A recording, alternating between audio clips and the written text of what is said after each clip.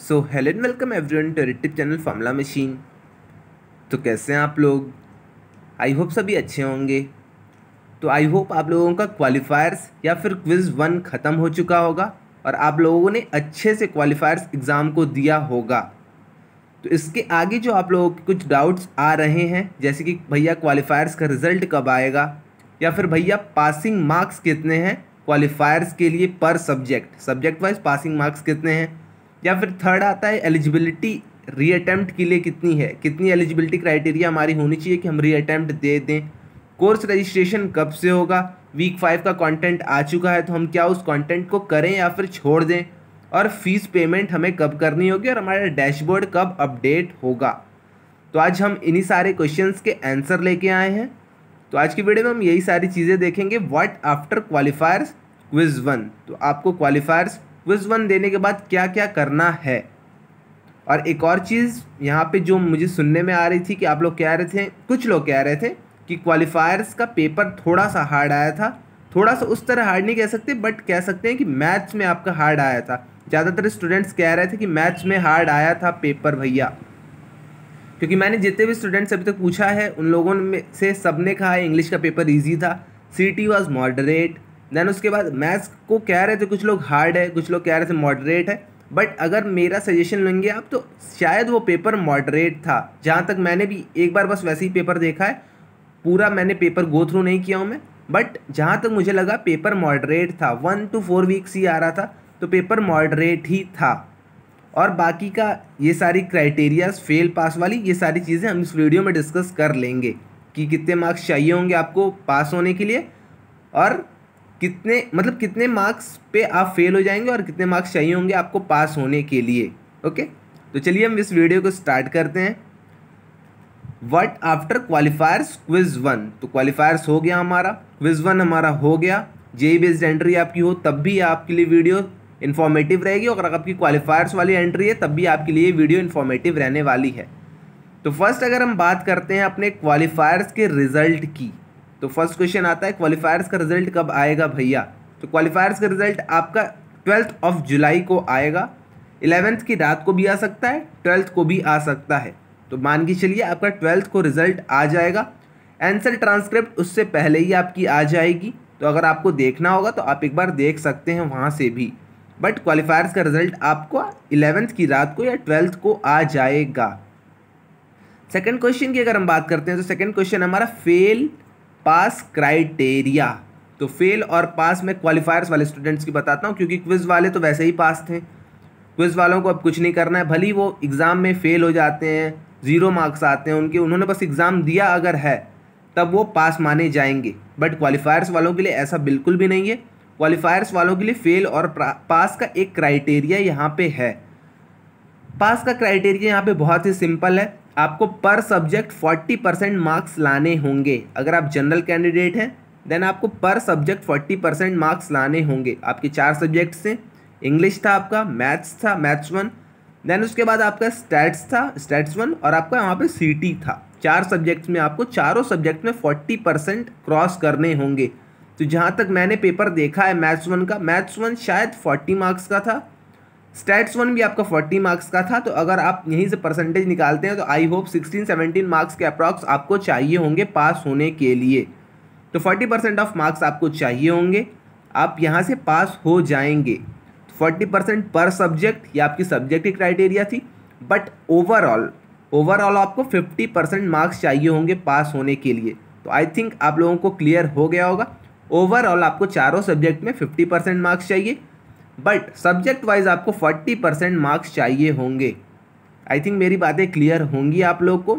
Subject आपका English में आपको 40% मार्क्स लाने हैं टोटल के, सीटी में आपको 40% टोटल के लाने हैं, और एट लास्ट जब सबको कंबाइन करेंगे तो आपके 50% से ऊपर होने चाहिए। ओके, ओवरऑल 50%, और आपका एक एक सब्जेक्ट वाइज कट ऑफ आपका था 40% मार्क्स।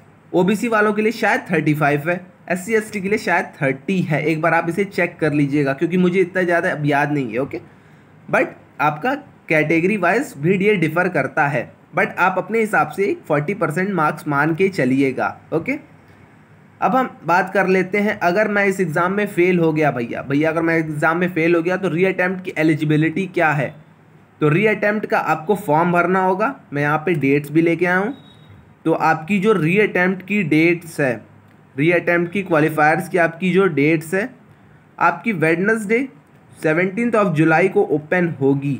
तो यहाँ पे आप देख लीजिए 17 जुलाई वेडनेसडे को आपकी ओपन होगी और उसी दिन आपकी ये साइट बंद भी हो जाएगी। तो आपको एक दिन का टाइम मिल रहा है, सॉरी यहाँ पे एक दिन, वही मैं कह रहा हूँ, एक दिन का आपको टाइम मिल रहा है। तो एक दिन के अंदर आपको पूरा फॉर्म भरना होगा। क्वालिफायर्स के लिए, सॉरी री अटेम्प्ट के लिए आपको फ़ी पेमेंट भी करना होगा। अब कुछ लोग पूछेंगे भैया फ़ी कितनी लगेगी इसके लिए, तो फ़ी आपकी 1500 रुपीज़ लगेगी।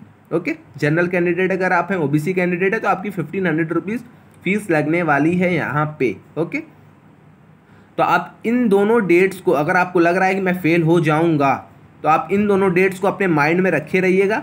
इन दोनों डेट्स के लिए आप अपने क्वालिफायर्स के एग्ज़ाम की प्रिपरेशन फिर से एक बार अच्छे से कर लीजिएगा। ओके, तो आई थिंक ये सारी चीज़ क्लियर हो गई होगी। एलिजिबिलिटी मैंने आपको बता दी री अटेम्प्ट की।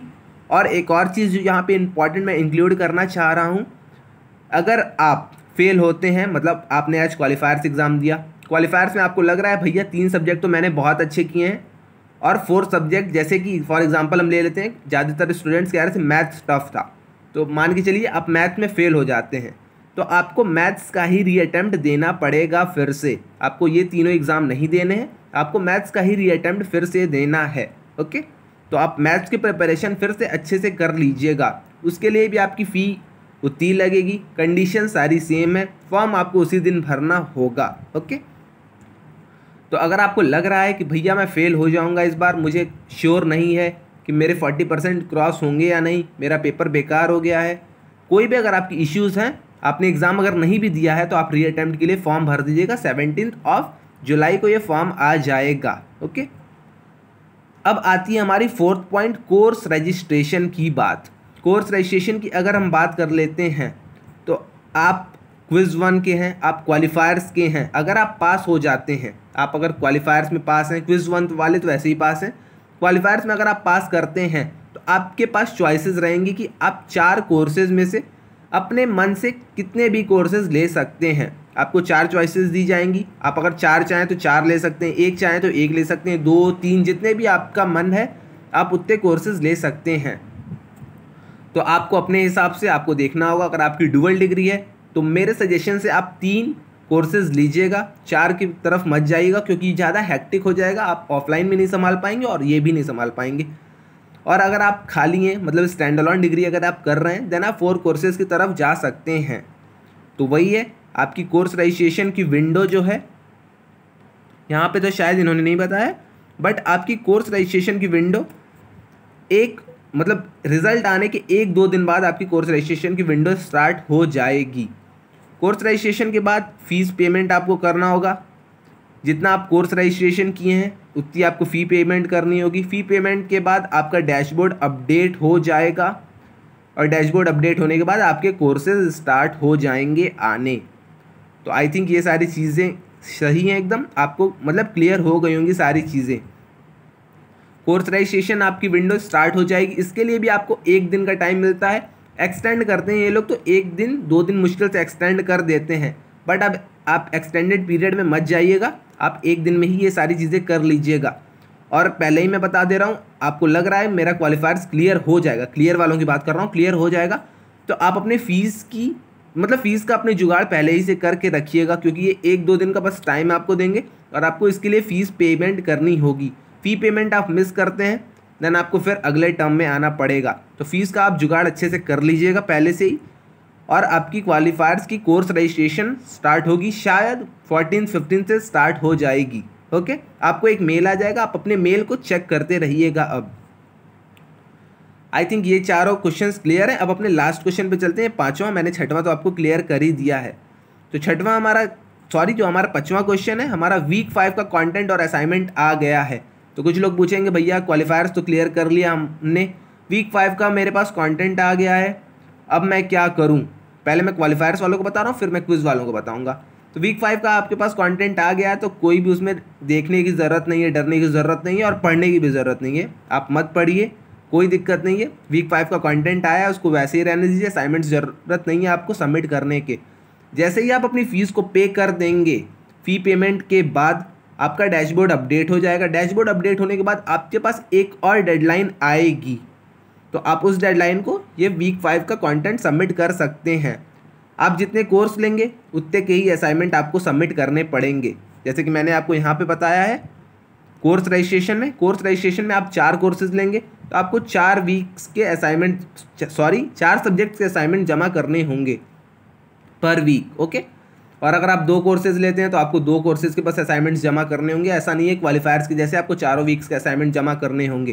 तो जितने कोर्स आप लेंगे उतने वीक के आपको असाइनमेंट्स जमा करने हैं। ओके, तो वीक 5 का कंटेंट आ गया, आपको अब डरने की बिल्कुल भी ज़रूरत नहीं है, आपको ये सब कुछ करने की भी ज़रूरत नहीं है। आप आराम से अब बैठिए, बस अपने रिजल्ट का आप वेट करिए और मनाइए कि रिजल्ट मेरा अच्छा आ जाए। ओके, तो क्वालिफायर्स मैंने आपको बता दिया, क्वालिफायर्स का रिजल्ट आपका 12 जुलाई को आएगा।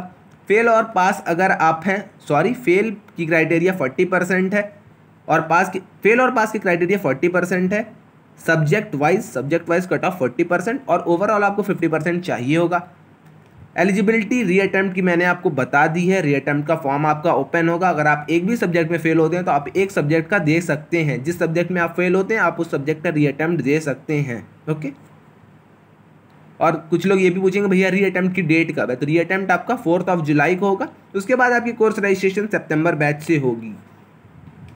कोर्स रजिस्ट्रेशन की अगर हम बात करते हैं तो कोर्स रजिस्ट्रेशन मैंने आपको बता दिया, आपको 1 कोर्स लेने हैं, 2 कोर्स लेने हैं, 3 कोर्स लेने हैं, 4 कोर्स लेने हैं। आपको अपने हिसाब से जितने भी कोर्सेज लेने हैं आप उतने कोर्सेज ले सकते हैं, यहाँ पे कोई भी रेस्ट्रिक्शंस नहीं है। वीक 5 का कंटेंट आ गया है, आप मत पढ़िए, अब कोई दिक्कत नहीं है आपको, आप आराम से बैठे रहिए, मत करिए असाइनमेंट्स, ये सारी यहाँ पे अब दिक्कत नहीं होने वाली है। वीक 5 का कंटेंट आ गया है, छोड़ दीजिए एकदम।